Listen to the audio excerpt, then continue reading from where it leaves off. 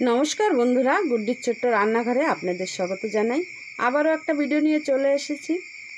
এই দেখুন, আলু কেটে নিয়েছি একদম পাতলা পাতলা করে। আলু দিয়ে বড়া বানিয়ে দেখাবো আপনাদের। তো আপনারা দেখতে থাকুন আমি কিভাবে বানাই। এই বড়াগুলো বানানোর জন্য আমি একটু বেশি পেঁয়াজ নিয়েছি। এই দেখুন, এক বাটি পেঁয়াজ দিয়ে দিলাম। আর দিয়ে দেবো রসুন কুচি, ধনেপাতা কুচি। মশলার মধ্যে কি কি দেবো একবার দেখিয়ে দিচ্ছি। লঙ্কা গুঁড়ো, লবণ, গরম মশলা গুঁড়ো, হলুদ গুঁড়ো দিয়ে দেব। আর দিয়ে দেবো পরিমাণ মতন চালের গুঁড়ো আর 2 চামচ বেসন। এখন ভালো করে মাখিয়ে নেব। এই দেখুন, এইভাবে আমি মাখিয়ে নিয়েছি। এখন দিয়ে দেবো কড়াইতে তেল। আপনারা বেশি তেল দিয়েও ভাজতে পারেন, অল্প তেলেও ভাজা হয়।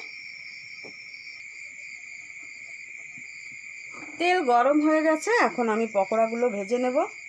পকোড়া, বড়া, চপ যা বলতে চান আপনারা বলতে পারেন।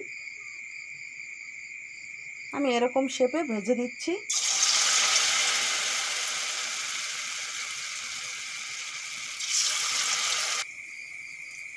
বড়াগুলো সব দেওয়া হয়ে গেলে এখন এপিট ওপিট আমি লাল লাল করে ভেজে নেব।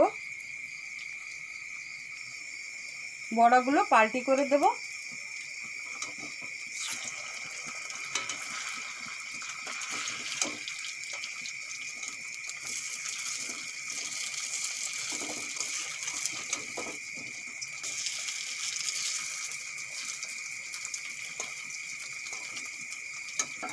এপিটও সুন্দর করে ভেজে নেব। বড়াগুলো বেশ লাল লাল করে ভেজে নিয়েছি, এখন তুলে নেব।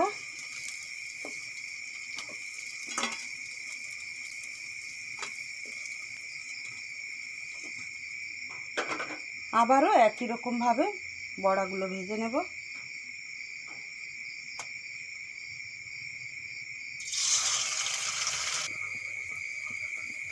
এই বড়াগুলো আমি বেশ লাল লাল করে ভেজে নিয়েছি, এখন তুলে নেব। এই দেখুন, সব বড়াগুলো আমি কি সুন্দরভাবে লাল লাল করে ভেজে নিয়েছি। আপনারা এইভাবে বাড়িতে ট্রাই করে দেখতে পারেন।